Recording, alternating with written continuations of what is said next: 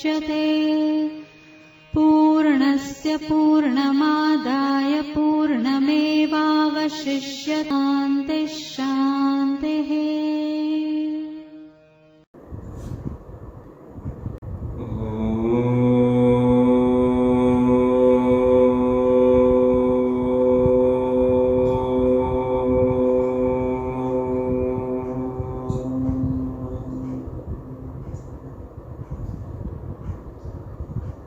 यो ब्रह्माणं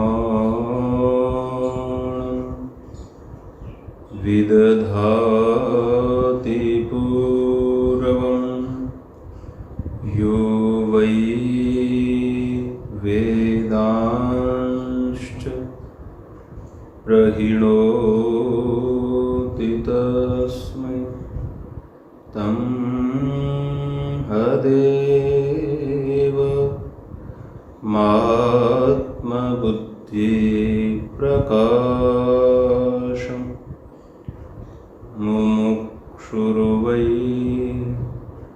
शरणमहं प्रपद्ये। ॐ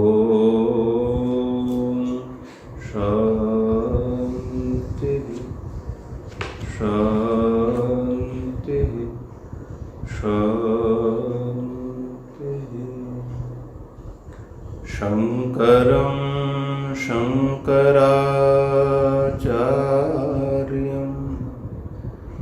केशवं बादरायणं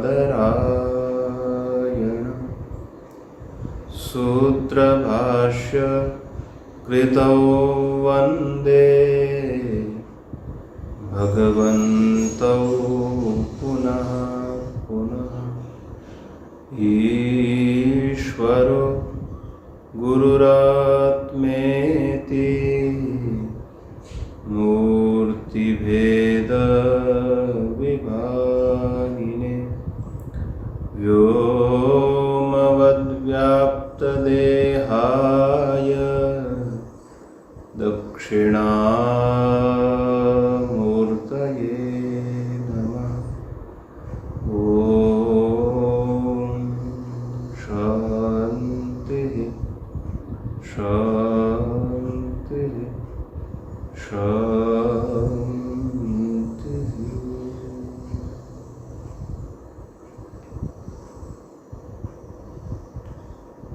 दो मिनट भगवान नाम संकीर्तन करेंगे। श्रीमन्नारायण नारायण नारायण श्रीमन्नारायण नारायण नारायण भजमन नारायण नारायण नारायण भजमन नारायण नारायण नारायण। ओम नारायण नारायण नारायण ओम नारायण नारायण नारायण श्रीमन्नारायण नारायण नारायण श्रीमन्नारायण नारायण नारायण गुरु नारायण नारायण नारायण गुरु नारायण नारायण नारायण। सच्चिदानंद भगवान की जय। सत्य सनातन धर्म की जय। सद्गुरुदेव भगवान की जय। स्वामी जी श्री प्रेमपुरी जी महाराज की जय। ओम नमः पार्वती पतये हर हर महादेव।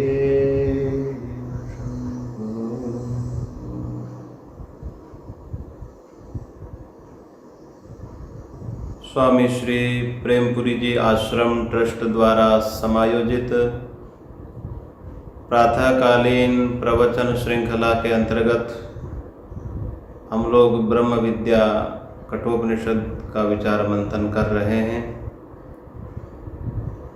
इस विचार में उपस्थित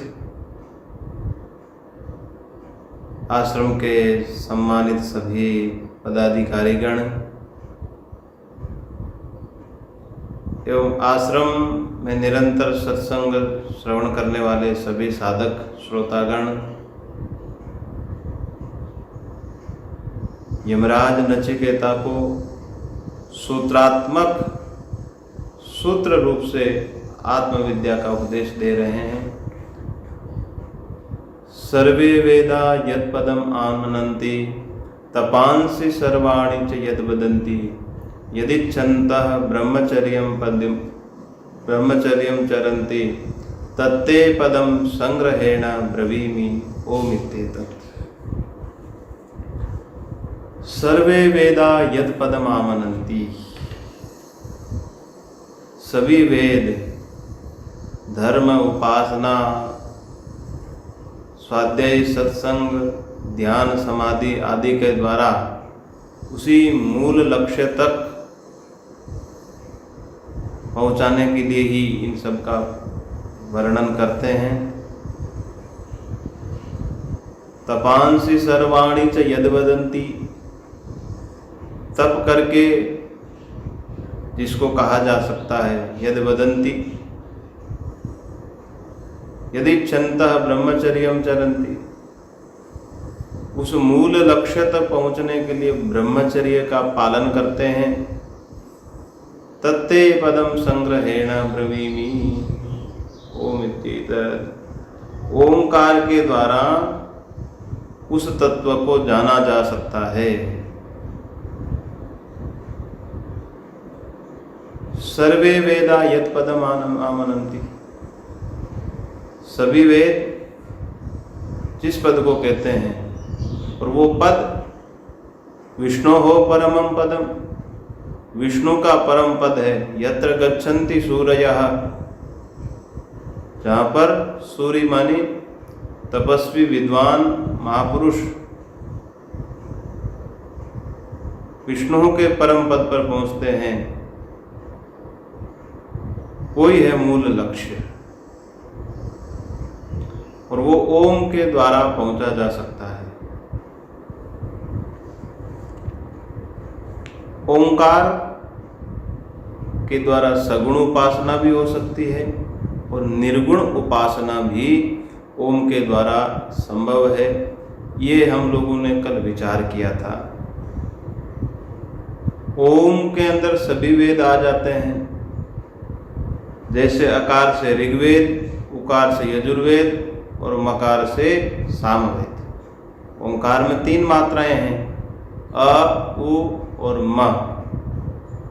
अकार और उकार में गुण संधि करने से ओ हो जाता है और म पीछे है तो ओम बन जाता है। व्याकरण की प्रक्रिया में इसको संधि बोलते हैं। गुण संधि, वृद्धि संधि, कई प्रकार की संधियां हैं। वर्ण मेलनम, संधि का अर्थ हो गया वर्ण मेलनम, वर्णों को एक साथ मिला देना। जैसे सूर्योदय, यहाँ पर अगर इसको पृथक पृथक करेंगे, सूर्य उदय ऐसा बन जाता है, और अ और उ को मिलाने से एक वर्ण ओ हो गया। इसी प्रकार ओंकार में, ओम में अ और उ को मिलाया तो ओम हो गया। अवति गच्छति रक्षति इति ओम, जहाँ से मूल पद तक पहुंचा जाए उसको ओम है, जो सबकी रक्षा करता है। जब अपने स्वरूप में पहुंच जाता है तो पूरे दुनिया की रक्षा करता है, जगत का कल्याण करता है। तो वो ओंकार संपूर्ण जगत का मूल है। सभी शब्द ओंकार से ही प्रकट हुए हैं। अकार से ऋग्वेद, उकार से यजुर्वेद और मकार से सामवेद, 3 मात्राएं हैं। तो ओंकार की पृथक पृथक मात्राओं से पृथक पृथक वेद उत्पन्न हुए। और जो ओम है उसके लिए कहा अकारो वही सर्वा वाक। जो ओम में अकार है उसी से सभी वाणी, सभी वर्ण पैदा होते हैं,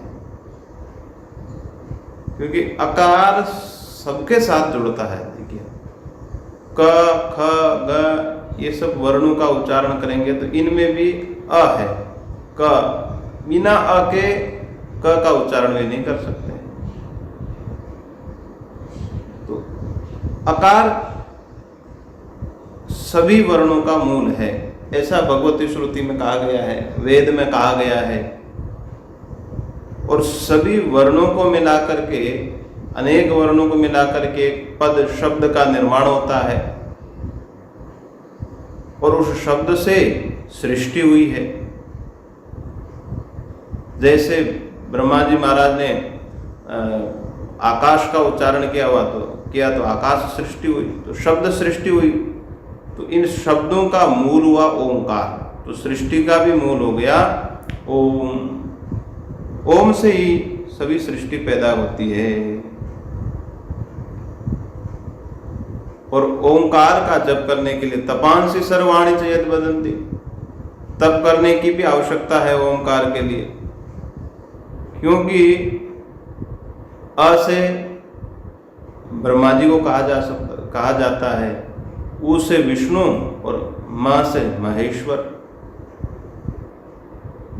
देखिए एक ओम शब्द में कैसे पूरी दुनिया समाई हुई है। अकार से ब्रह्मा, उ से विष्णु और म से महेश्वर। तप के द्वारा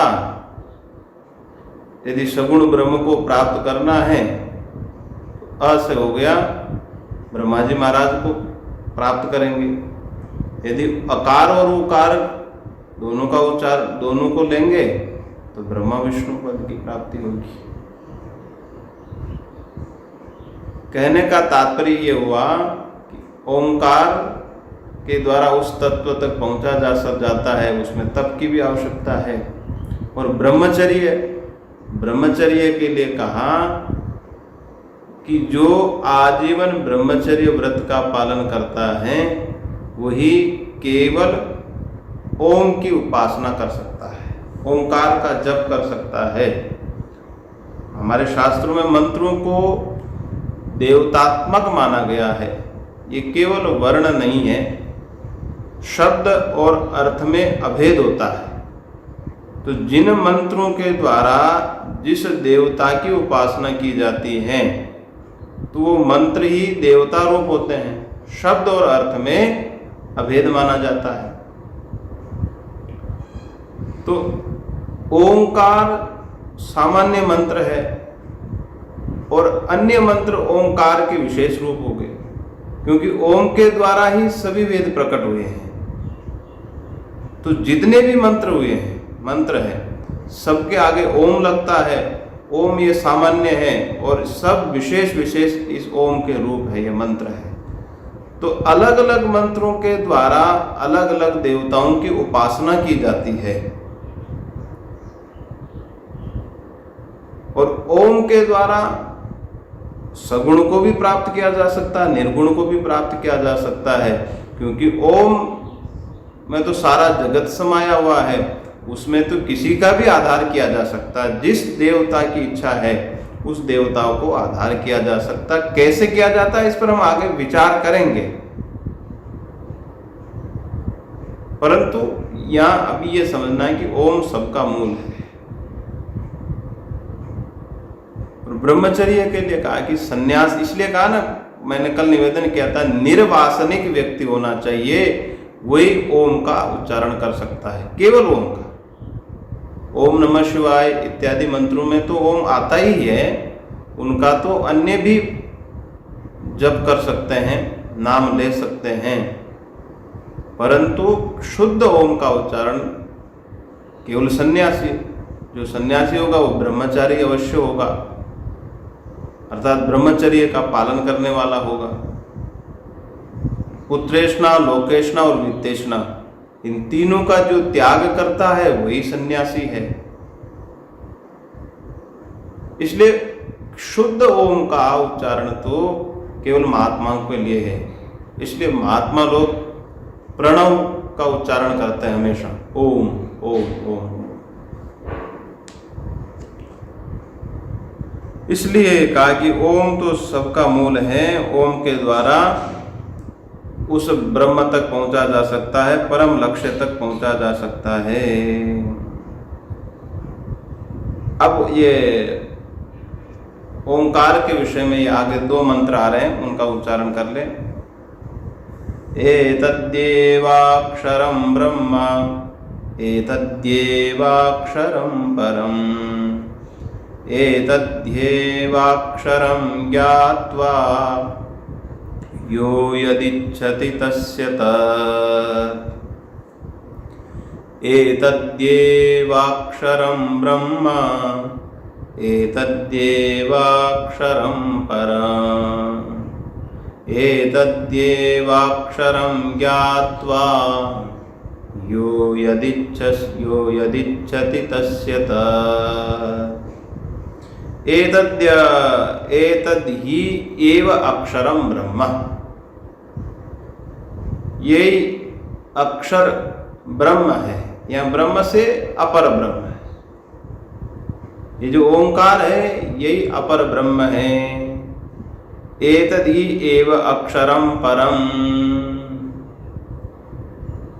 यही अक्षर पर ब्रह्म। यहाँ अक्षर माने ओम, ओम के लिए अक्षर शब्द का प्रयोग किया है। ओम इति एकाक्षरम ब्रह्म व्याहरन् मामनुस्मरन्।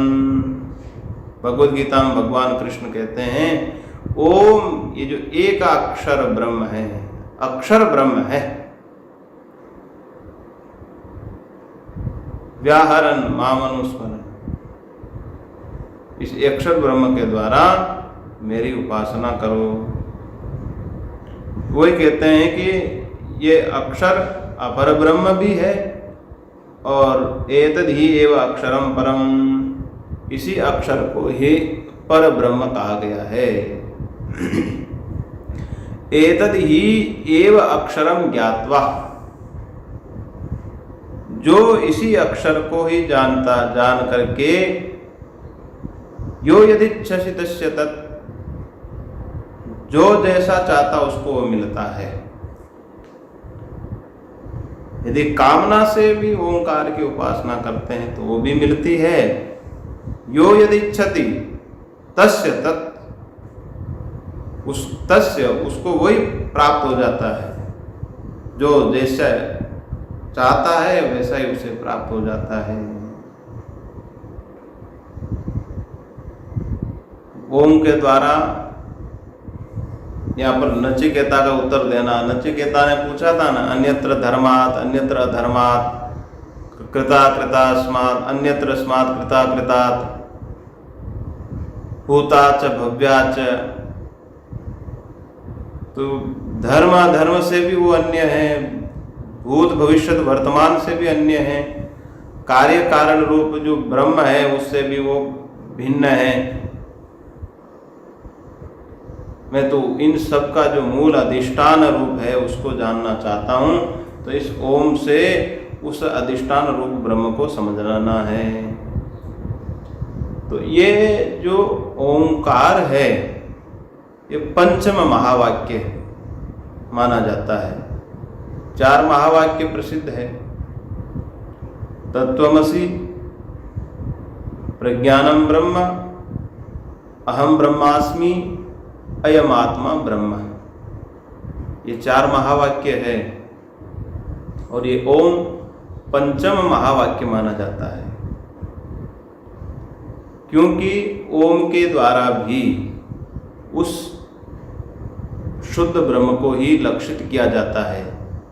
भाग त्याग लक्षणावृत्ति के द्वारा जैसे तत्वमसि से शुद्ध ब्रह्म को समझा जाता है, इसी प्रकार ओम के द्वारा भी उस मूल शुद्ध ब्रह्म जो शुद्ध मैं है उसी को समझा जाता है। अब प्रश्न ये होता है कि तत्वमसी महावाक्य आदि समझने में सरल है। अब ओम के द्वारा जिस परम तत्व को लक्ष्य किया जाता है उसको समझना कठिन है, तो उस ओम का विवेचन यहाँ क्यों किया? तत्वमसी महावाक्य बोल देते, प्रज्ञानम ब्रह्म के द्वारा समझा देते, ओम के द्वारा यहाँ क्यों समझा रहे हैं? तो कहा कि ओम साध्य भी है और उसी ओम में साधना भी हो जाती है। साध्य हो गया वो अक्षर ब्रह्म, और उपासना उस ओम के द्वारा उपासना भी हो जाती है। इसलिए यहाँ ओम का विवेचन कर रहे हैं। और ओमकार में सबसे बड़ा लाभ यह है कि जिसकी जैसी इच्छा है तद अनुरूप ही उपासना हो जाती है। जिस जिस कामना को लेकर उपासना करता है ओमकार के माध्यम से उसकी ही उपासना हो जाती है। इस मंत्र में यही कहा, यो यदिच्छति तस्य तत्, तो एतद् ही एव अक्षरम ब्रह्म, या अक्षर ब्रह्म से अपर ब्रह्म को लिया जाएगा, क्योंकि जो उत्तरार्ध है, नहीं पूर्वार्ध का जो द्वितीय भाग है, एतद् ही एव अक्षरम परम, वहाँ पर ब्रह्म को लिया गया है। इसलिए यहाँ जो एतद् ही एव अक्षरम ब्रह्म से अपर ब्रह्म को लिया जाएगा। अपर ब्रह्म का तात्पर्य होता है कार्य ब्रह्म, हिरण्यगर्भ जिसको हम बोलते हैं। और ब्रह्मा, विष्णु, महेश, राम, कृष्ण, ये सभी हिरण्यगर्भ के विशेष विशेष रूप है। ये सब कार्य ब्रह्म है, उसी हिरण्यगर्भ के विशेष रूप माने जाते हैं ये। और एक है कारण ब्रह्म, जिसको ईश्वर शब्द से बोलते हैं, वो भी शुद्ध नहीं है। पर ब्रह्म से शुद्ध ब्रह्म को भी लिया जाता है, और कारण ब्रह्म जो कि ईश्वर है उस ईश्वर को भी लिया जाता है। कहीं कहीं पर परात पर ब्रह्म बोलते हैं, परात पर ब्रह्म, परात पर ये भागवत कथा करने वाले लोग बोलते हैं ना, परात पर परमेश्वर की असीम अनुकंपा से। जो परात पर ब्रह्म कौन सा है? जो पर ब्रह्म है ईश्वर, मायोपहित चैतन्य, सगुण निराकार जिसको बोलते हैं। परात, उस पर से भी जो पर है वो है शुद्ध ब्रह्म, जहाँ माया भी नहीं है। तो दोनों का पर से ग्रहण होता है। और ओंकार से पर ब्रह्म भी लिया जाता है, अपर ब्रह्म भी लिया जाता है। आपने स्वाध्याय में प्रश्नोपनिषद सुना है, एतद् वै सत्यकामा परम चापरम च ब्रह्म यद ओंकारः। एतद् वै सत्यकामा परम च अपरम च ब्रह्म यद ओंकारः। परम च अपरम च, ये ओंकार ही पर और अपर ब्रह्म है। अपर ब्रह्म कार्य ब्रह्म, पर ब्रह्म हो गया कारण ब्रह्म।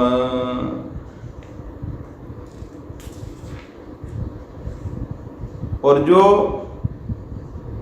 कार्य ब्रह्म होता है वो प्रथम शरीरी है, प्रथम जीव है सृष्टि का। ये मैंने पहले भी निवेदन किया था, आपने सुना ही है इसको। मनुस्मृतिकार कहते हैं, स वै शरीरी प्रथमः स वै पुरुष उच्यते आदिकर्ता स भूतानां ब्रह्माग्रे समवर्तत। स वै शरीरी प्रथमः,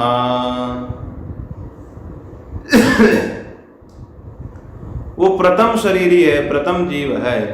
स वै पुरुष उच्यते, उसी को पुरुष शब्द से कहा जाता है। पुरी शयनात् पुरुषः आदिकर्ता स भूतानां, उस संपूर्ण प्राणियों का, भवति इति भूत, जो उत्पन्न होने वाले हैं, ये संपूर्ण जगत उसका आदि करता है। स ब्रह्माग्रे समवर्तते, ब्रह्म का जो पहला रूप है, अर्थात अग्र अग्रे समवर्तते, वो पहला रूप माना जाता है, जिसको सूक्ष्म समष्टि कहा जाता है वेदांत की भाषा में। अब ये तो वेदांत की प्रक्रिया है। अब पुराण में ब्रह्मा जी को जगत कर्ता माना जाता है, तो ये समझना कि ब्रह्मा विष्णु महेश सृष्टि स्थिति और प्रलय कर्ता, ये हिरण्यगर्भ का ही एक विशेष रूप है। तो स आदि कर्ता स भूतानाम, सब प्राणियों का वो आदि करता है। ब्रह्माग्रे समवर्तत, जो सबसे पहले हुआ उसको ब्रह्मा कहते हैं। ये मनुस्मृति का वचन है। और वेद का है हिरण्यगर्भ समवर्तताग्रे भूतस्य जातः पतिरेक आसीत् सदाधार पृथिवीं द्यामुते मां कस्मै देवाय हविषा विधेमा। हिरण्यगर्भ समवर्तत अग्रे, अग्रे सबसे पहले, हिरण्यगर्भ समवर्तत, सम अवर्तत, अवतीर्ण हुए सबसे पहले। भूतस्य जातः पतिरेक आसीत्, जो भूत पैदा हुए पतिरेक आसीत्, वही आदि करता, जिसको मनुस्मृतिकार ने कहा, वही सब प्राणियों का आदि करता है। तो ये निश्चित हुआ कि अपर ब्रह्म का तात्पर्य हुआ कार्य ब्रह्म, जिसको हिरण्यगर्भ कहा जाता है, और पर ब्रह्म का तात्पर्य हुआ ईश्वर। मायोपहित, माया का कोई आकार प्रकार नहीं होता है, कोई रूप आकार कुछ दिखाई नहीं देता है। त्रिगुणात्मिका माया है, उस माया से कोई वो ईश्वर है, संकल्प करता, इसलिए उसको सगुण निराकार बोलते हैं। त्रिगुणात्मक तो है परंतु निराकार है, आकार नहीं है। जो संकल्प करता है, संकल्प से हिरण्यगर्भ पैदा हुए, तो जो संकल्प करता उनके लिए सगुण निराकार शब्द से कहा जाता है। अब विचार करते हैं इस ओंकार से ब्रह्म की उपासना कैसे की जाती है। तो अपर ब्रह्म की यदि उपासना करनी तो तीन प्रकार से हो सकती है। अकार मात्रा के द्वारा, उकार मात्रा के द्वारा और मकार मात्रा के द्वारा। अकार से ब्रह्मा, उकार से विष्णु और मकार से महेश्वर। उच्चारण तो अकार का तो होता नहीं है। जो ब्रह्मा की उपासना करते हैं उनको भी अकार उच्चारण करना पड़ेगा, जो विष्णु की उपासना करते हैं उनको भी ओम ही उच्चारण करना पड़ेगा, और जो शिव की उपासना करते हैं उनको भी ओम उच्चारण ही करना पड़ेगा। तो फिर ये कैसे समझे कि इस ओम से विष्णु जी की उपासना हो रही है और किस ओम से शिव जी की उपासना हो रही है, ये कैसे समझ में आएगा? तो कहा कि उसमें ओंकार उच्चारण करने पर भी अकार मात्रा की भावना करनी पड़ती है। चिंतन में अकार मात्रा को लाना पड़ता है। उस आकार को प्रतीक बना करके ब्रह्मा जी की उपासना हो जाती है। इसी प्रकार जहां पर उकार प्रधान उपासना है वहां भी ओम का ही उच्चारण होगा। जैसे सूर्योदय शब्द है, सूर्य उदय, अ और उ दो है। एक सूर्य उदय भी बोलते हैं हम और सूर्योदय भी बोलते हैं। तो सूर्योदय बोलने पर आकार और उकार को मन में चिंतन करना पड़ता है, भाई इसमें आकार और उकार मिला हुआ है, उच्चारण तो संयुक्त ही होता है। इसी प्रकार ओंकार में ओम का ही उच्चारण होगा, ध्वनि तो ओम की ही होगी, परंतु अकार मात्रा की भावना करनी पड़ेगी। यदि ब्रह्मा की उपासना करना है, विष्णु जी की उपासना करना तो उकार की भावना करनी पड़ेगी, और भगवान महेश्वर की उपासना करनी है तो मात्रा का चिंतन करना पड़ेगा। उच्चारण ओम ओम ओम सबको समान रूप से ही करना पड़ेगा। तो कहा कि ये तो हो गई ओमकार की उपासना।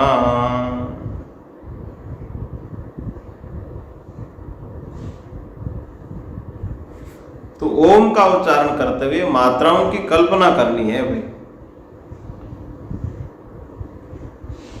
अब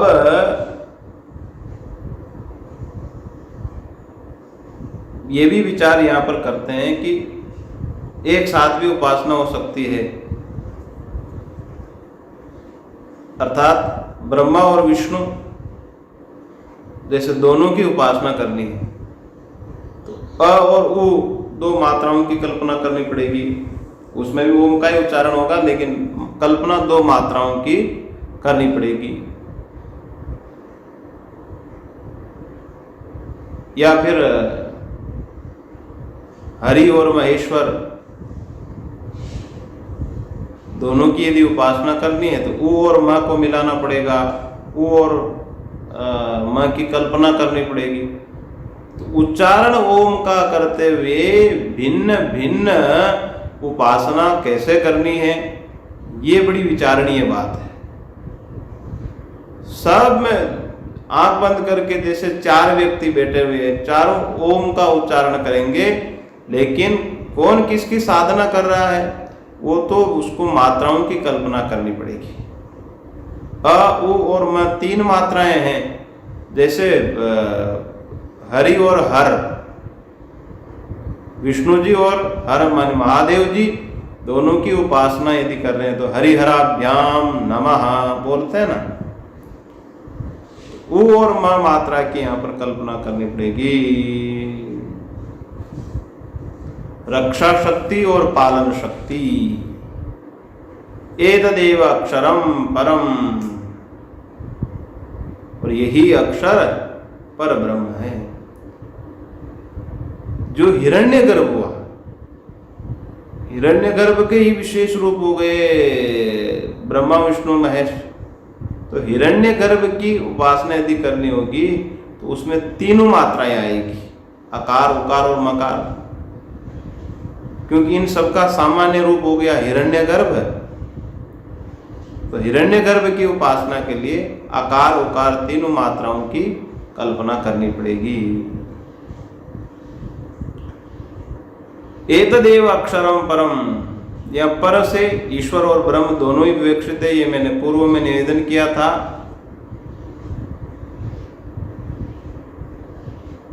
और ईश्वर में जो माया है उस माया का कोई आकार नहीं है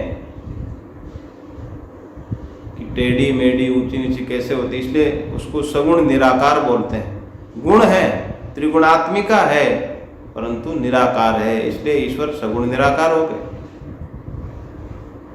जैसे घट में आकार है और घट में जल भर दिया तो जल उस घट के आकार का हो गया, क्योंकि घट में आकार है। घट में आकार होने से घट जल भी घटाकार हो गया, जल का स्वयं कोई आकार नहीं है। और माया में स्वयं कोई आकार नहीं है, तो माया उपाधि से जो परिच्छिन्न ईश्वर है उसका भी कोई आकार नहीं है। परंतु त्रिगुणात्मिक है, इसलिए सगुण निराकार ईश्वर हो गए। सगुण निराकार कारण ब्रह्म जिसको बोलते हैं। और ये जो ईश्वर का व्यष्टि रूप है वो है प्राज्ञ, जिसको कारण शरीर बोलते हैं। पूरे जगत का मूल हो गया कारण ब्रह्म, आदि कर्ता हो गए हिरण्यगर्भ, परंतु हिरण्यगर्भ का भी जो मूल है कारण ब्रह्म हो गया ईश्वर। और व्यष्टि में इसको बड़े अच्छे से समझ सकते हैं। जैसे रात्रि को हम खा पी करके आराम से सो जाते हैं, सुषुप्ति अवस्था में चले जाते हैं, उस समय न कोई शत्रु रहता है, न कोई मित्र है, न कोई स्त्री है, पुरुष है, न कोई ब्राह्मण है, न कोई क्षत्रिय है, न कोई ब्रह्मचारी है, न कोई सन्यासी है, न कोई धनी है, न कोई गरीब है। किसी प्रकार की कोई उपाधि नहीं रहती सुषुप्ति में। केवल उस ईश्वर के साथ एकाकार रूप होकर के रहते हैं। उसमें कोई आकार विशेष नहीं है। कारण शरीर है सुषुप्ति में, जो अज्ञान है उसको कारण शरीर बोला जाता है। उसमें कोई आकार विशेष नहीं है, कोई उपाधि नहीं है। स्त्री पुरुष मनुष्य बालक वृद्ध शत्रु मित्र अपना पराया, ये जो असंख्य भेद हमने जागृत में कर रखे हैं, सुषुप्ति में जाने के बाद सब भेद समाप्त हो जाते हैं, क्योंकि सब उपाधियां छूट जाती हैं, ईश्वर के साथ एकाकार रूप हो जाते हैं। उस समय अज्ञान अविद्या रहती है, उसको बोलते हैं कारण शरीर। और उस उपाधि से उच्छिन्न चैतन्य है, उसको प्राज्ञ बोलते हैं।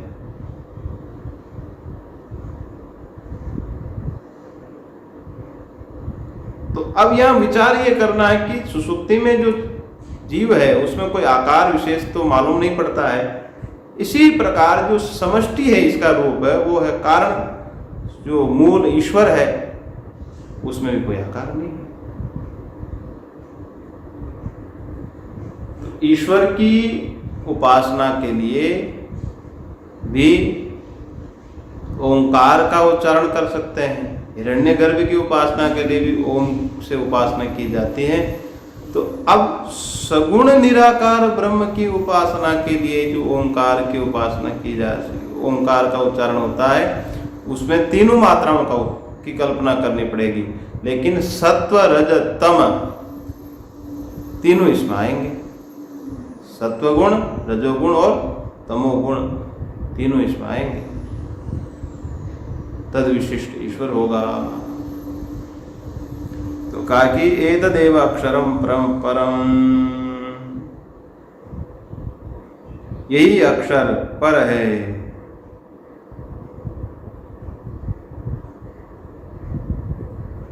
और एक हो गया पर ब्रह्म, जो निर्गुण निराकार जिसको बोलते हैं, उसकी भी उपासना ओंकार से ही होती है। उसमें मात्राओं की कल्पना नहीं करनी पड़ती है।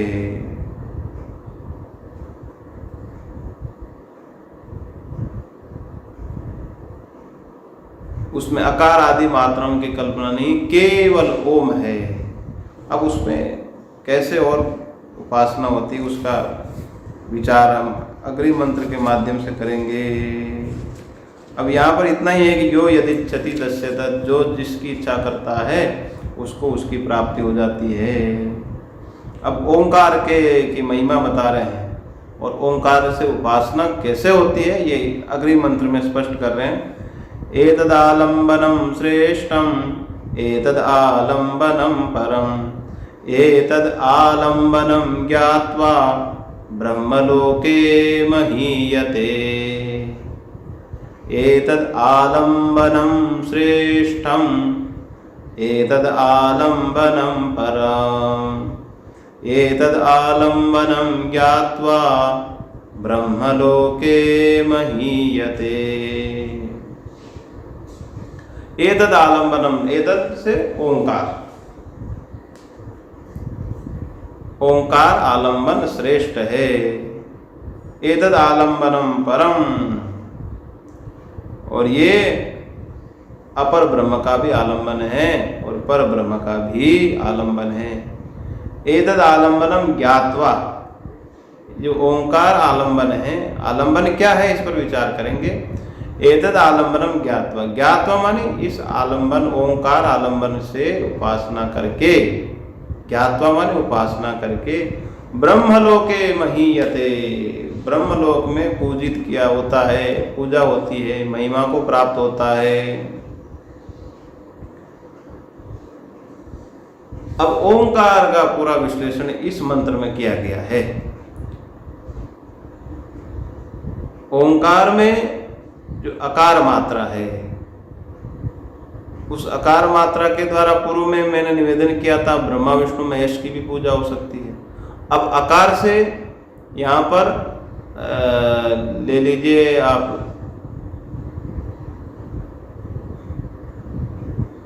अकार से यहाँ पर सृष्टि क्रम से यदि लेंगे तो सृष्टि क्रम से यदि लेंगे तो अकार से हो गया विश्व, और इधर हो गया तेजस। माने दो दो रूप चलते हैं, व्यष्टि और समष्टि।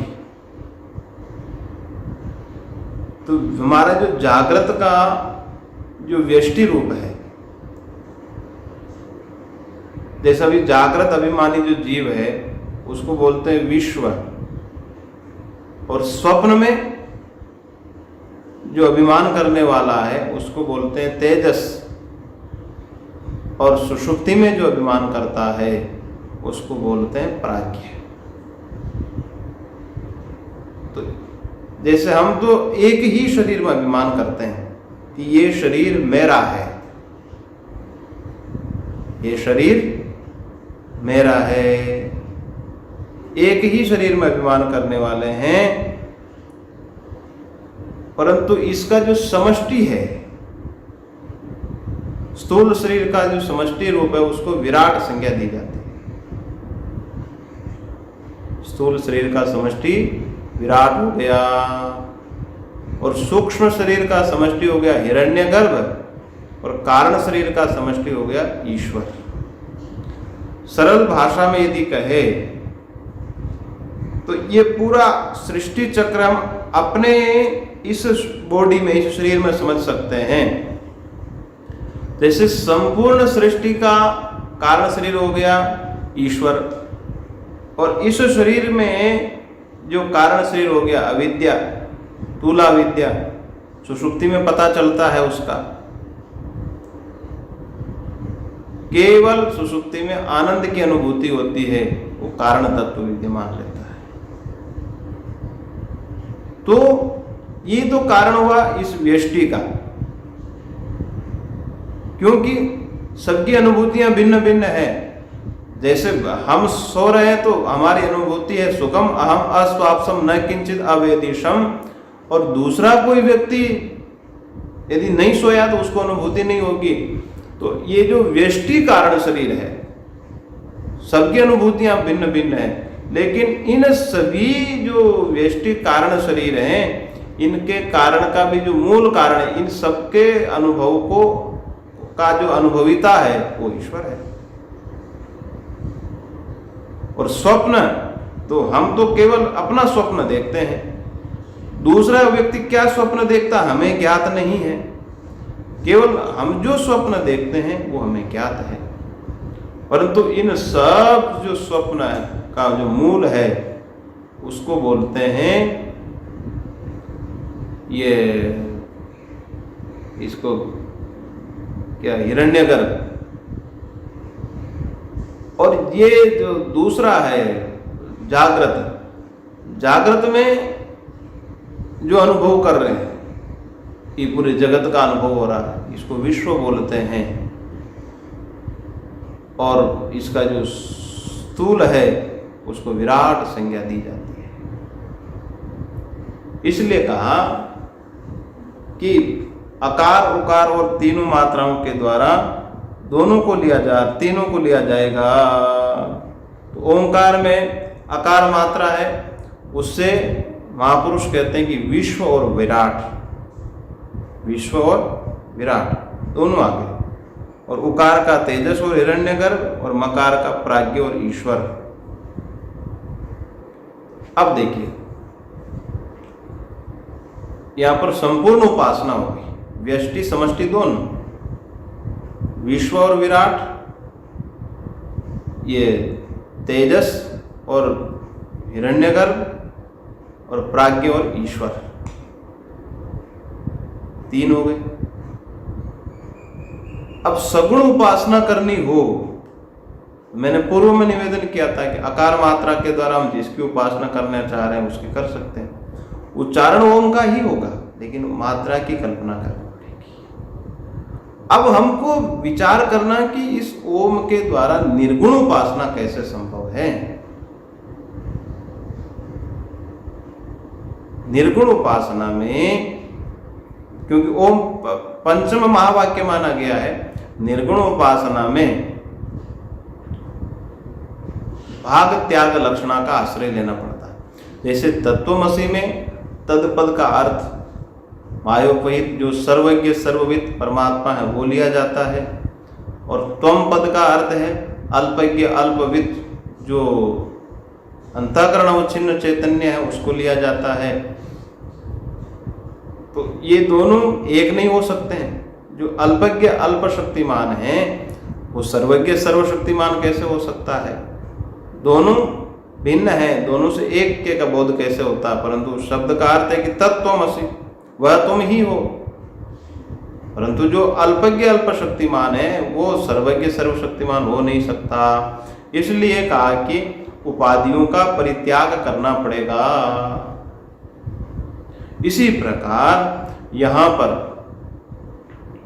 भाग त्याग चहद अजद लक्षणा के द्वारा उपाधियों का परित्याग करना पड़ेगा। जो ओम है, ओम के द्वारा हमने विराट, हिरण्यगर्भ और ईश्वर, विश्व, तेजस, प्राज्ञ इनको लिया, तो कहा कि नाम और अर्थ का अभेदान्वय होता है। ओम उच्चारण करते हैं ये सब आएंगे। तो ये जितने भी जीव है सब उपाधि विशिष्ट है। तो इन उपाधियों का परित्याग कर देंगे तो ओंकार के द्वारा केवल वो मूल स्वरूप अवशिष्ट रह जाएगा, मूल स्वरूप जाना जाएगा, और वो आलंबन श्रेष्ठ है। एतद आलंबनम श्रेष्ठम। आलंबन में क्या होता है? आलंबन माने आश्रय, किसी एक को आश्रय बना करके उस तत्व की उपासना की जाती है। जैसे हमारे जो पूर्वज है, जैसे गुरु या माता पिता, उनकी तस्वीर हम घर पर टांग कर रखते हैं। उस तस्वीर में जो कागज का चित्र है वो उनके सदृश है। आलंबन में क्या होता है कि सादृश्य का ग्रहण करना पड़ता है। तो वो चित्र उनके सदृश, वो तो नहीं है, वो तो कागज, ये चित्र तो हमारे माता पिता नहीं हो सकते हैं, ये तो कागज है। कागज कैसे किसी का कोई पिता या माँ हो सकती है? उस कागज को आलंबन करके अपने माता पिता की भावना की जाती है। उस चित्र को सामने रख करके उनका स्मरण किया जाता है।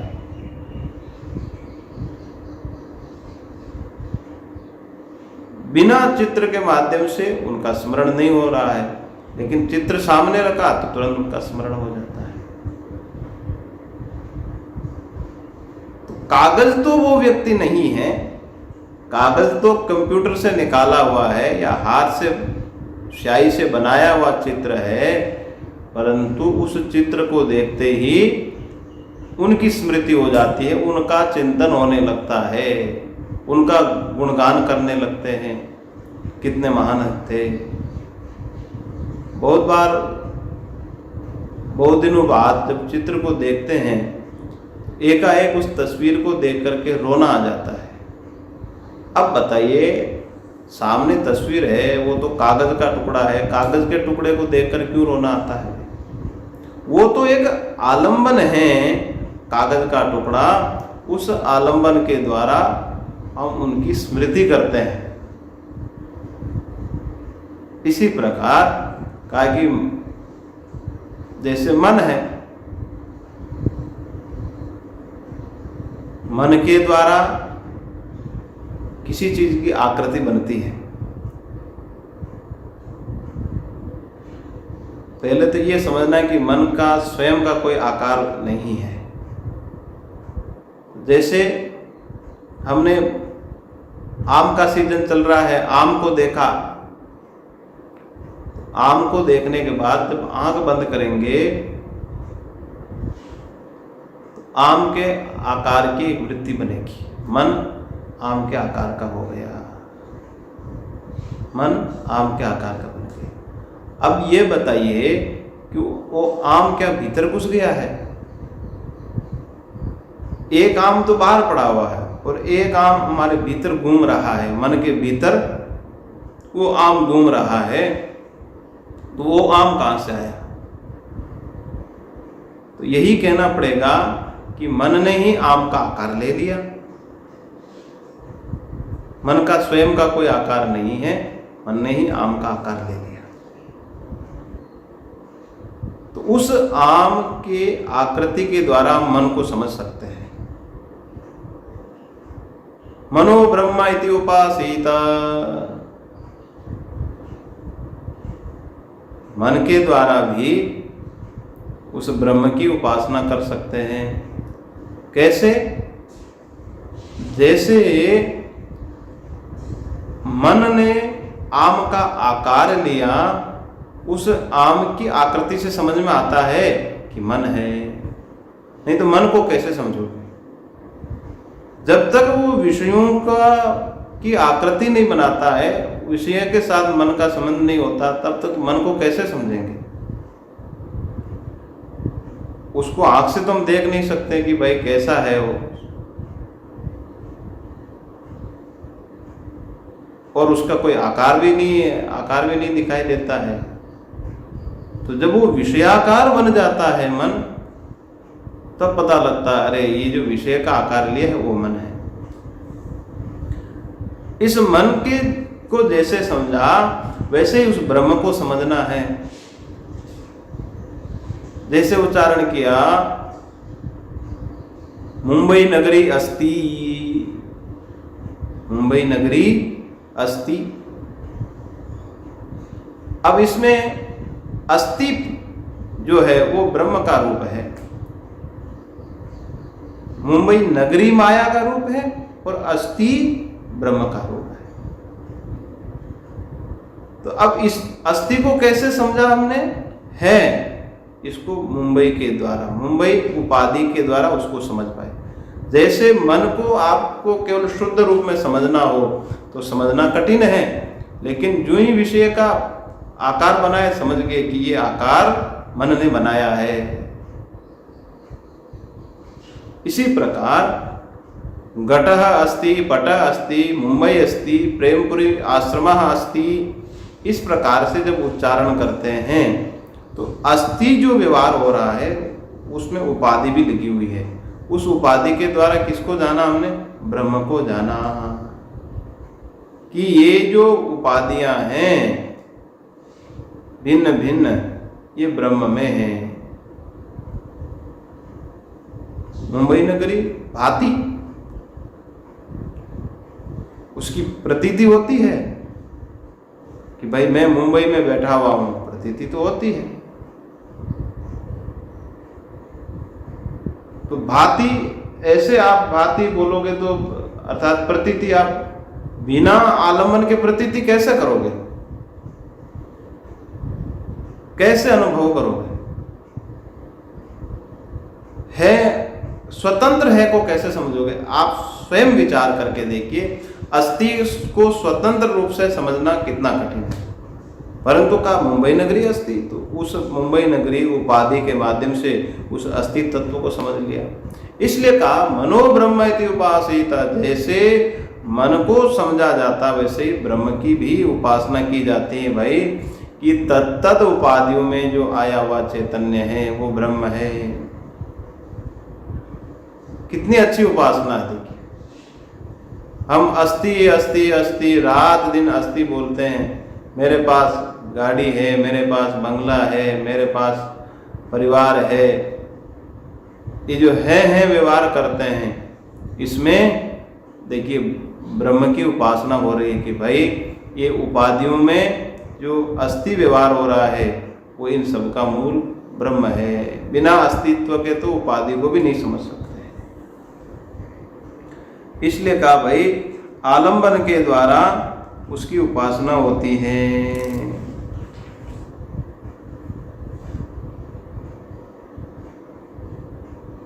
तो जिसका कोई आकार प्रकार नहीं होता है वो उसी उपाधि के आकार का ही हो जाता है। व्यवहार में जल को ले लीजिए, जल का क्या आकार है? कोई आकार नहीं। लाल डिब्बे में रख दिया तो जल भी लाल दिखेगा, घट में रख दिया तो घटाकार जल हो जाएगा। तो जल का अपना कोई रूप और आकार नहीं है, वो जहां जहां जैसा है वैसे ही उसी आकार का बन जाता है। उसी प्रकार ब्रह्म का कोई आकार नहीं है, रूप नहीं है, जाति नहीं है, परंतु जिस उपाधि में वो आ गया है उसी उपाधि से उसको समझा जाता है।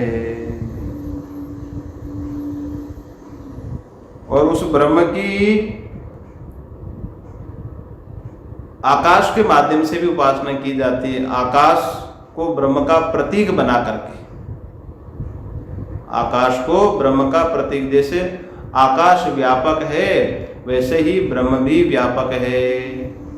यथा भगवान गीता में कहते हैं ना, यथा सर्वगतम सूक्ष्म्यात् आकाशो नोपलिप्यते सर्वत्र अवस्थितो देहे तथा नोपलिप्यते।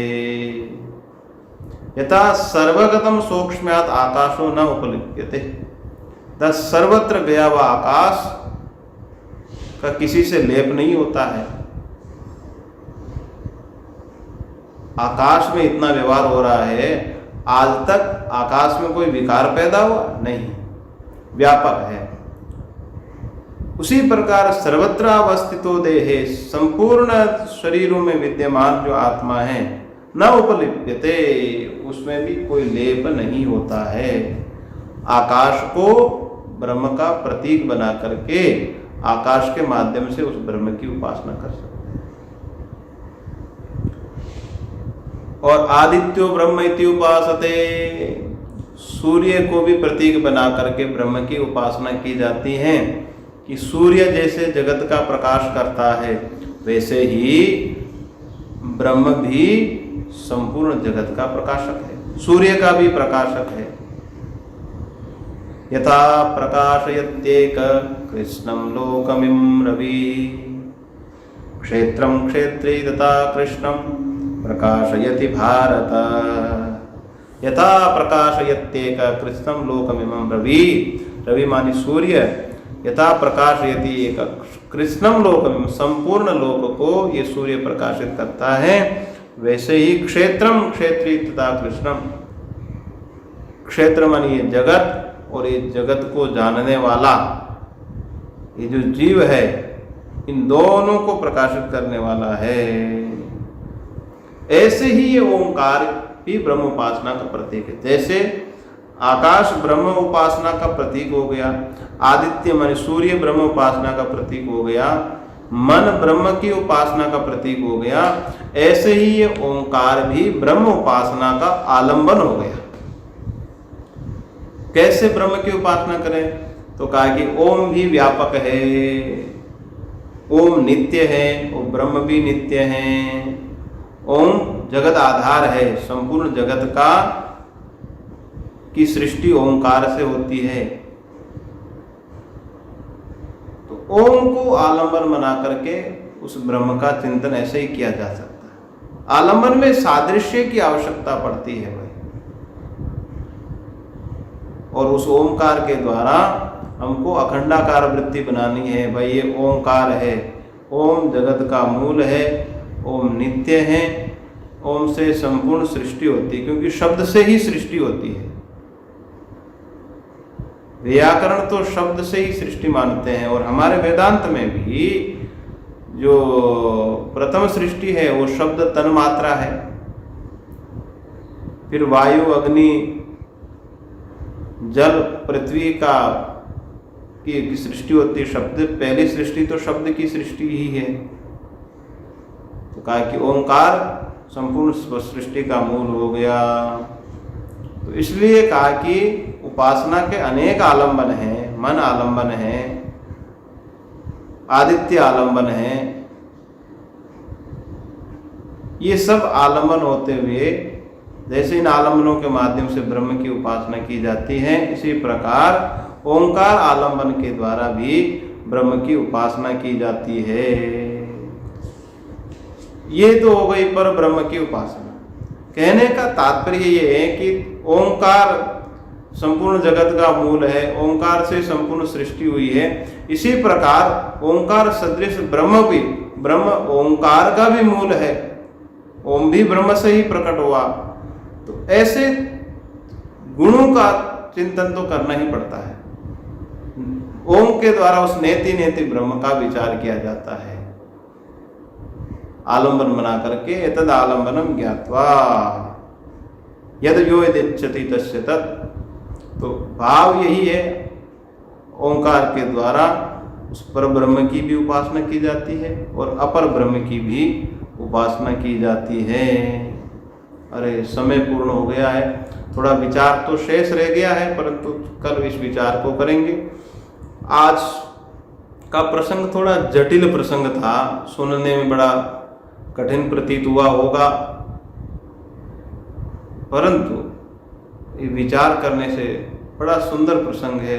ओंकार के द्वारा कैसे सगुण निर्गुण उपासना ही की जाती है, विचार करने से बड़ा सरल एवं सुस्पष्ट है। निरंतर पुनः पुनः इसका अभ्यास करें, फिर इस पर शेष विचार कल करेंगे। ओम पूर्णमदः पूर्णमिदं पूर्णात् पूर्णमुदच्यते पूर्णस्य पूर्णमादाय पूर्णमेवावशिष्यते। ओम शांति शांति शांति।